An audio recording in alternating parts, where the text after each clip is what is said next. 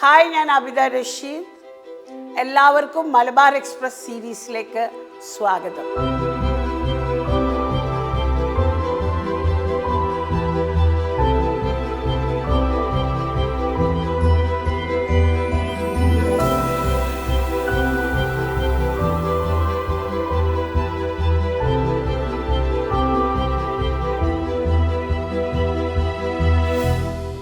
ഈ സീരീസിൽ ഞാൻ ചെയ്യുന്ന റെസിപ്പീസ് എനിത്തിങ് വിതിൻ 10 മിനിറ്റ്സ് 15 മിനിറ്റ്സിൻ്റെ ഉള്ളിൽ പെട്ടെന്ന് ചെയ്ത് പോവാനുള്ള റെസിപ്പീസാണ് ചെയ്യുന്നത്. ഇപ്പം എല്ലാവർക്കും ഒരുപാട് സമയമില്ല, ഒരുപാട് പ്രൊഫഷണലി വർക്ക് ചെയ്യുന്ന ആൾക്കാരാണ്. ഞങ്ങളുള്ള കാലം പോലെ കിച്ചണിലിരുന്ന് ഒരുപാട് സമയം കളയാനില്ല. അപ്പോൾ അവർക്ക് പറ്റിയ കുറച്ച് റെസിപ്പീസാണ് ഇത്. Dedicated to working mothers, busy professionals, students and people who are just coming into culinary, like who loves culinary. പഴത്തെ പറ്റി ഞാൻ പറയണ്ടല്ലോ കേരളക്കാർക്ക് അല്ലേ. നമുക്ക് ആപ്പിൾ ഡേ കഴിഞ്ഞാൽ പിന്നെ ബനാന ഡേ ആണ്. അപ്പോൾ ഈ ബനാന കൊണ്ട് ഞങ്ങൾ പല കാര്യങ്ങളും ചെയ്യും. ബനാന വെറുതെ വട്ടത്തിൽ മുറിച്ച് പൊരിക്കും, അതിന് മുട്ടയിട്ട് ചെയ്യും. ഇന്ന് ഞാൻ ചെയ്യാൻ പോണത് പഴം നിറച്ചത്. ഇപ്പം അതെങ്ങനെ ഉണ്ടാക്കാൻ നോക്കാം. ചില ആൾക്കാർ അവില്, തേങ്ങ, പഞ്ചസാര ഇട്ടിട്ട് ചെയ്യും. എൻ്റെ റെസിപ്പി ഞാൻ സാധാരണ കോഴിമുട്ട ഇട്ടിട്ടാണ് ചെയ്യാം.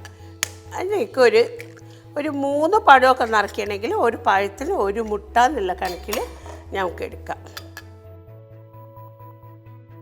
ഇതിന് നല്ലോണം ഒന്ന് സ്വീറ്റൻ അപ്പ് ചെയ്യാൻ 1 മുട്ടയ്ക്ക് നമുക്ക് 2 ടീസ്പൂൺ പഞ്ചസാര. ഇതൊന്ന് നല്ലോണം മിക്സ് ചെയ്യാം. പാൻ ഒന്ന് ചൂടാക്കി വെക്കാം. ഇപ്പുറത്തെ പാനും ഒന്ന് ചൂടായിക്കോട്ടെ. ഇത് പൊരിക്കാൻ ഈ മുട്ടയും പഞ്ചസാരയും നല്ലോണം അടിയണം. എത്രത്തോളം നമ്മൾ അതിലേക്ക് എയർ കൊടുക്കുന്നത് അത്രയും മുട്ട നല്ല ഫ്ലഫി ആയിട്ട് വരും. ബീറ്ററിൽ അടിക്കുമ്പോൾ വല്ലാണ്ട് പത വരിക. ഇങ്ങനെ അടിക്കുന്നതാണ് നല്ലത്. നമ്മൾ സ്ക്രാമ്പിൾഡ് എഗ്സ് ഒക്കെ ഉണ്ടാക്കൂലേ, ടോസ്റ്റിൻ്റെ മേലെ ഇടുന്ന ആ സ്ക്രാമ്പിൾഡ് എഗ്സ് മധുരം ഇട്ടിട്ട് ഉണ്ടാക്കുന്നത്. ഈ അടിക്കുന്ന സമയത്ത് ഇങ്ങനെ ശരിക്കും പൊന്തി ബീറ്റായി വരണം. അല്ലാണ്ട് മുട്ട ഇങ്ങനെ കളിക്കാൻ മുട്ട കലങ്ങൂല. ബീറ്റിട്ട് വേണം. ടു ദിസ് നമുക്ക് ഗീ ആഡ് ചെയ്യാം. 1 മുട്ടക്ക് 1 സ്പൂണ്, 2 മുട്ടക്ക് 2 സ്പൂണ്, 3 മുട്ടക്ക് 3 സ്പൂണ്. പഞ്ചസാരയും നെയ്യും ഇട്ടിട്ട് നല്ലോണം ഒന്ന് അടിക്കുക. ഇനി ഇതിൽ നിങ്ങൾക്ക് ചിലപ്പം ഇതിൻ്റെ ഫ്ലേവർ ഭയങ്കര എഗ് ഫ്ലേവർ സ്ട്രോങ് ആവുകയാണെങ്കിൽ ഇതിൻ്റെ അകത്തേക്ക് കുറച്ച് ഏലക്കായ് വേണമെങ്കിൽ ഇട്ട് കൊടുക്കുക. Just flavor it with 1 or 2 pods of cardamom. Now let's scramble this. ചെറിയ തീയിൽ വെച്ചാൽ മതി കേട്ടോ, പെട്ടെന്ന് അടുക്കി പിടിക്കും. ഓക്കെ, ആ ഭാഗത്ത് ഓയിൽ ചട്ടി ചൂടായിട്ടുണ്ട്. Let's pour enough oil to fry the banana once it's ready.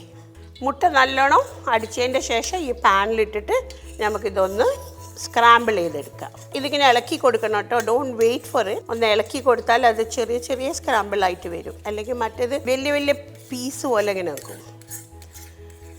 ഈ കാഷ്യൂനട്ട്, കിസ്മിസ് ഇതിലേക്ക് വേണമെങ്കിൽ ഇട്ട് കൊടുക്കാം. അത് ഫ്രൈ ചെയ്തിട്ട് ഇടാം, ഫ്രൈ ചെയ്യാണ്ട് ഇടാം.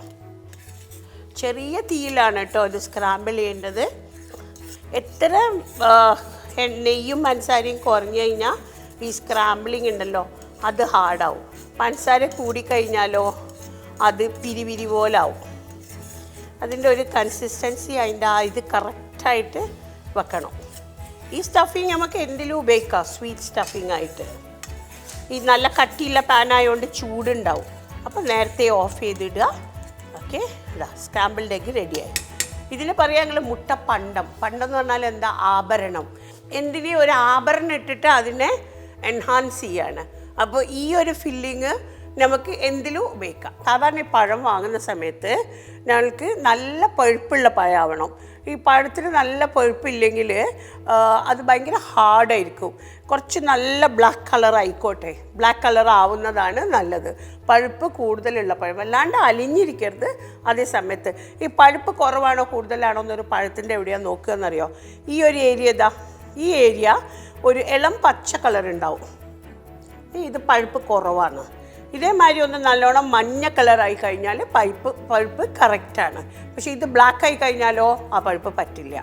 ഓക്കെ, ഇങ്ങനെയാണ് പഴത്തിൻ്റെ പഴുപ്പ് നോക്കുക. ഇപ്പോൾ ഈ ഒരു പഴം ഉന്നക്കായ്ക്കെല്ലാം നല്ലതാണ്. ഈ ഉന്നക്കായ്ക്ക് നമ്മൾ നോക്കുന്ന സമയത്ത് പഴുപ്പ് ഇതേമാതിരി ഒരു കുറച്ച് പച്ച വേണം, ഫുള്ള് പഴുത്തതാവരുത്. ഓക്കെ, ഈ പഴം ഒന്നങ്ങോട്ട് തോലുരിക്കുക. അപ്പം നമുക്ക് ഈ ബനാന പീൽ ചെയ്ത് ഒന്ന് ട്രിമ്മൊക്കെ ചെയ്ത് നല്ല കുട്ടപ്പനാക്കി വയ്ക്കാം. ഇനി ഈ ബനാന നമുക്ക് സ്റ്റഫ് ചെയ്യണം. ഈ ഇത് നമ്മൾ ഉണ്ടാക്കി വെച്ച സ്ക്രാമ്പിൾഡ് എഗ് ഇതിലേക്ക് ഇടണം.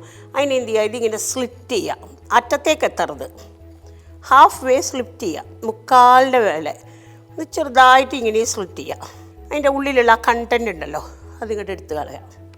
അതേമാതിരി തന്നെ ഒരു അതേ ഓപ്പോസിറ്റ് അല്ല, കുറച്ചിങ്ങോട്ട്. ഇപ്പം ഇതിപ്പോൾ ഞാൻ ടിപ്പിക്കൽ ട്രഡീഷണൽ ഒരു സ്റ്റൈലാണ് കാണിച്ചത്. നിങ്ങൾക്കിത് നല്ല രസത്തിൽ വേറെ എന്തെങ്കിലുമൊക്കെ സ്റ്റൈലിലൊക്കെ ഇത് പാക്കപ്പ് ചെയ്യാൻ പറ്റുകയാണെങ്കിൽ നൈസ്. ഇനഫ് സ്പേസ് വേണം നമുക്ക് ഇതിൻ്റെ ഉള്ളിൽ ഇത് സ്റ്റഫ് ചെയ്യാനുള്ള. രണ്ട് ഭാഗത്തുനിന്ന് നമ്മൾ ഇതിൻ്റെ ഇത് ഹോൾസാക്കി കൊടുത്തിട്ടുണ്ട്. ഇതിലേക്ക് ഒന്ന് അണ്ടിയും മുന്തിരിങ്ങയൊക്കെ ഒന്ന് പ്ലേസ് ചെയ്ത് കൊടുക്കുക. അത് സ്റ്റഫായി ഒരു ഭാഗത്തുനിന്ന് ഇടുമ്പോൾ ഒരു ഭാഗത്തുനിന്ന് വരും, അതൊന്ന് പ്രസ് ചെയ്ത് കൊടുക്കുക. ഞാനിത് മൈദയും വെള്ളവും ഇട്ടിട്ട് മൈദ വെള്ളത്തിൽ കലക്കിയെടുത്തിട്ട് ഒരു പശ പോലെ ആക്കിയതാണ്. ഈ ഡയറക്റ്റ് ഈ മുട്ട എണ്ണയിൽ തട്ടുമ്പോൾ ആ മുട്ടയൊക്കെ കരിഞ്ഞു പോകും. അപ്പോൾ അത് റെസ്ക്യൂ ചെയ്യാൻ വേണ്ടിയിട്ടാണ് ഇങ്ങനെ ചെയ്യുന്നത്.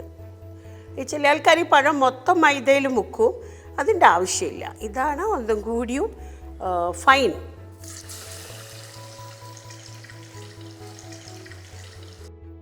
ഓവറായിട്ട് ഇതാവേണ്ട, ഇറ്റ്സ് ഓൾമോസ്റ്റ് ഡൺ.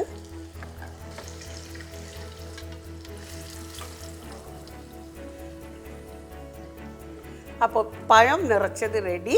ഇനി ഇത് ചെറുതായിട്ട് കട്ട് ചെയ്തിട്ട് സെർവ് ചെയ്യുക. ഒറ്റയ്ക്ക് കഴിക്കുകയാണെങ്കിൽ ഫുൾ പഴം വെച്ച് പ്ലീസ് അത് എൻജോയ് ചെയ്ത് കഴിക്കുക.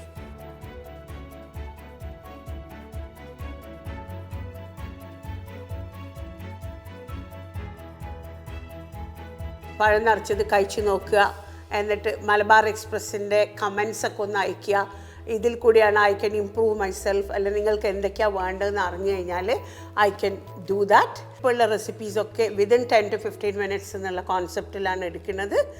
അപ്പം Abida Rasheed signing off with Malabar Express.